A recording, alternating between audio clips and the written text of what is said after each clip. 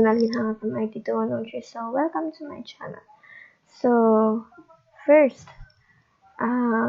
we have to summarize the chapter 8 because that is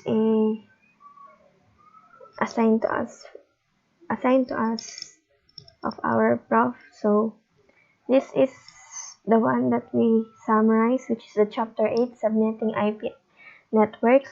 So I briefly discussed to you what chapter 8 is all about. So first, from the subnetting IP networks, which is the chapter 8, the process of segmenting a network by dividing it into multiple smaller network spaces is called subnetting. So every network address has valid range of host addresses. All devices attached to the same network will have an IPv4 host address for that network and common subnet mask of a network. So network prefix. So traffic can be forwarded between hosts directly if they are on the same subnet. So the traffic cannot be forwarded between subnets without the use of a router. So to determine if the traffic is local or remote, the router uses the subnet mask. So the prefix and the subnet mask are different ways of representing the same thing. So the network portion of an address. So the IPv4 subnets are created by using one or more of the host bits as network bits. So two very important factors that will lead to the determination of the IP address block with the subnet mask are the number of subnets required and the maximum number of hosts needed per subnet. So there is an inverse relationship between the number of the subnets and the number of the hosts. So the more bits that are borrowed to create subnets, the fewer host bits borrowed. The fewer host bits that are available. So therefore, there are fewer hosts per subnets. So the formula n, where is in the number of host bits remaining, is used to calculate how many addresses will be available on each subnet. So however, the network address and broadcast address within a range are not usable. Therefore, to calculate the usable number of addresses, the calculation 2 raised to n minus 2 is required. So subnetting a subnet or using variable length subnet mask or VLSN was designed to avoid the wasting addresses. So from the IPv6, subnetting requires a different approach than IPv4 subnetting. So an IPv6 address space is not subnetted to converse address, rather it is subnet to support a hierarchical logical design. So while IPv4 subnetting is about the managing address scarcity, or IPv6 subnetting is about building an addressing hierarchy based on the number of the routers and the network they support. So in careful planning is required to make best use of the available addresses, space size, location, use, and access requirements are all consideration in the address planning process. So after it is implemented, an IP network needs to be tested to verify its connectivity and operational performance. So after discussing to you that, I have a few questions here.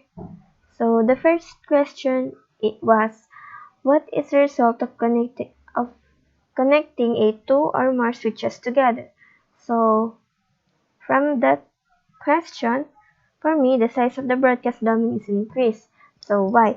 Because when two or more switches are connected together, the size of the broadcast domain is increased, and so is the number of collision domains. The number of broadcast domains is increased only when routers are added. So the next question that I prepared was, what are the two? Give at least two reasons of a network administrator might want to create subnet. So the two reason for me is to improve network performances. Then the second one is the easier to implement security policies. Why? So, from the two reasons for creating subnets include reduction of overall network traffic and improvement of network performance. Subnets also allow an administrator to implement subnets. So based on security policies, the number of routers or switches that affected subnets do not simplify network design. Then, so my next question is, if a network device has a mask of /28, how many IP addresses are available for hosting in a network? So for me, it's 14. So I'll explain it why, because A/28 mask is the same as the 255.255.255.240. So this leaves 4 host bits. With 4 host bits, 16 IP addresses are possible, but one address represents the subnet number and one address represents the broadcast address. So the 14 addresses can be used to assign to network devices. So my next question is, which subnet mask could be used if 5 host bits are available? So the subnet mask that we have to use if 5 host bits are available is 255.255.255.224. So I'll explain. So from my answer, the subnet mask of 255.255.255.0 has 8 host bits. So the mask of 255.255.255.128 results in 7 host bits. The mask of 255.255.255.224 has 5 host bits. So finally, the 255.255.255.240 represents 4 host bits. So I have here another question. So if a network administrator is variably subnetting a network, the small subnet has a mask of 255.255.255.248. So how many usable host addresses will this subnet provide? So for me, it's 6, because the mask of 255.255.255.248 is equivalent to the //29 prefix. So this leaves 3 bits per host, providing a total of 6 usable IP addresses. So this is my next question. So considering the addresses already used in having and remain within the 10.16.10.0/24 network range, which subnet address could be assigned to the network containing 25 hosts? So the answer is 10.16.10.64/27. So why?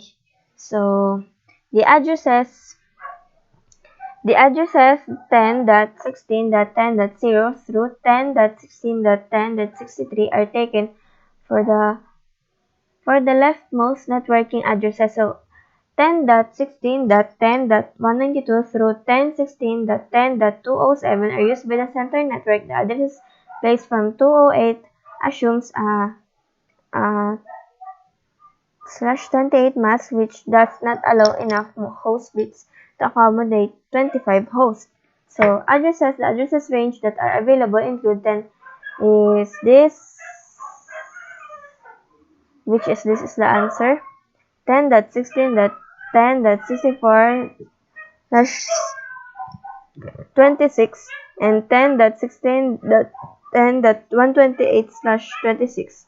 So to accommodate 25 hosts, the host bits are needed. So a 25 mask is necessary for possible, and 97 subnet could be created from the available addresses between this 10.16.10.64 and 10.16.10.191. So I think that's all for this chapter. So thank you for watching.